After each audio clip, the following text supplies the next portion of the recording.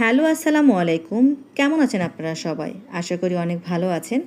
আজকে আমি এসেছি আদমজী ক্যান্টনমেন্ট পাবলিক স্কুলে। আজকে আমার ছেলের অর্ধবার্ষিক পরীক্ষার খাতা দেখানোর কথা। যেহেতু ওদের স্কুলে সবসময় ঢোকা যায় না, ভাবলাম এই সুযোগে আপনাদেরকে স্কুলটা ঘুরে দেখাই।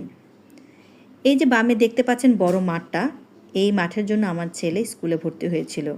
প্রত্যেক সপ্তাহে একদিন ওদের টিচাররা এই মাঠে খেলাধুলা করার জন্য নিয়ে আসে। আর এটা যেটা দেখতে পাচ্ছেন এটা হচ্ছে ফুড টানেল। যারা পিছনে গেট দিয়ে বের হয়ে যাবেন তাদের জন্য এই টানেলটা তৈরি করা হয়েছে। আর এর ডান পাশে রয়েছে বাচ্চাদের জন্য প্লে জোন।